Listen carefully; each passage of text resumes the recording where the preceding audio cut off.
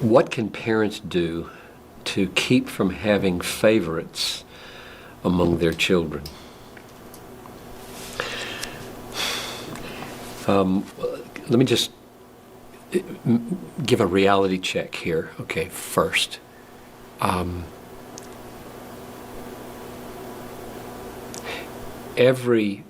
Every parent has seasons when one child is behaving better than other child.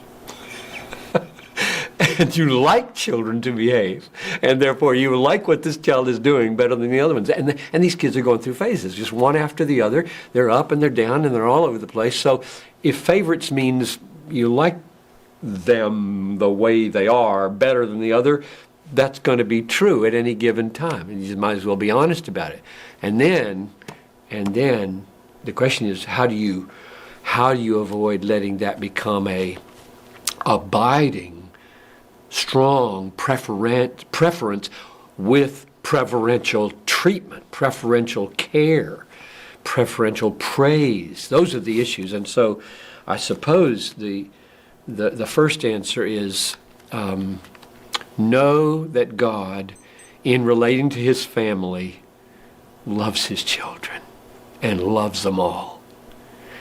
And you are loved by God, though you don't deserve to be loved. In other words, let the gospel have its deep effect on you as a person in God's family to make you feel stunned that you're even in the family.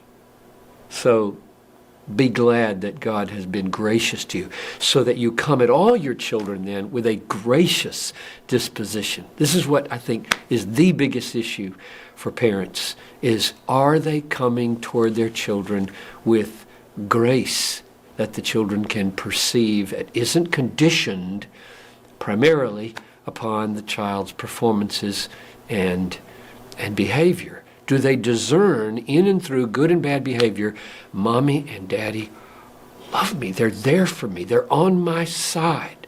Or do they get constantly communicated, their love really rises and falls entirely with my behavior?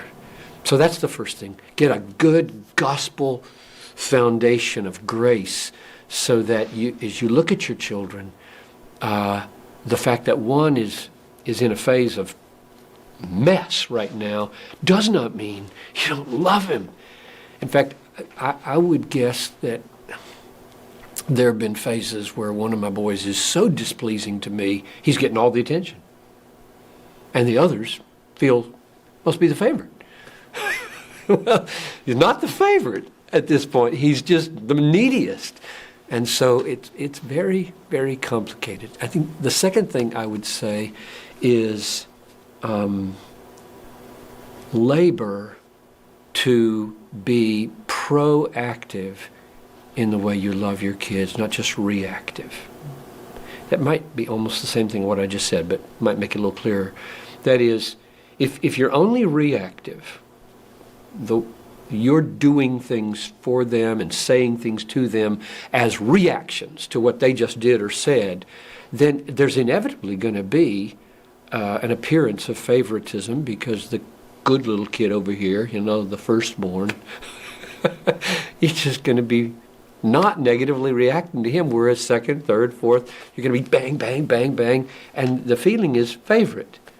And that's all rooted in, as a parent, I'm just reacting all the time.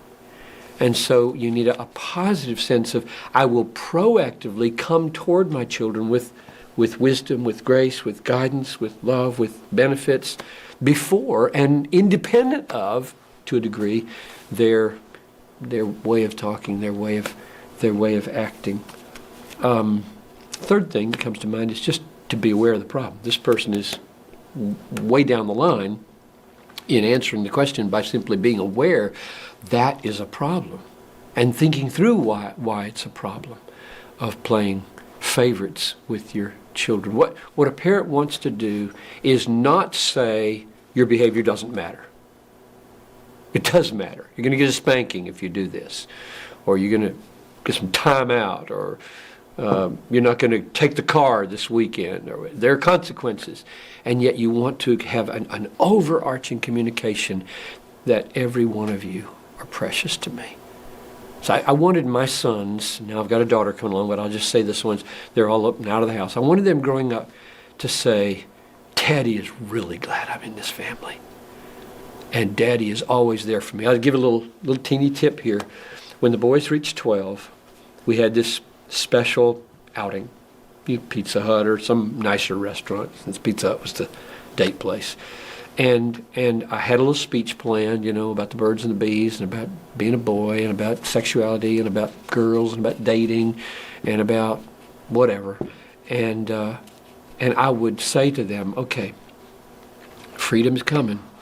And I can't control you. You can be on your own. I just want you to know I am totally there for you anytime, anywhere.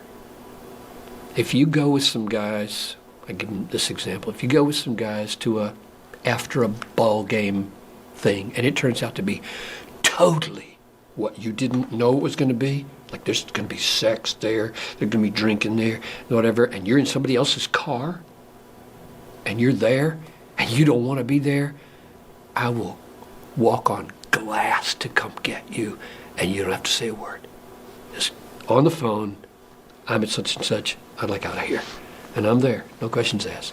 So just a dad who says that to every son, I think creates, with all the diversities of the boys, deep down, there's one common thing here. He's there for us, and we can count on him.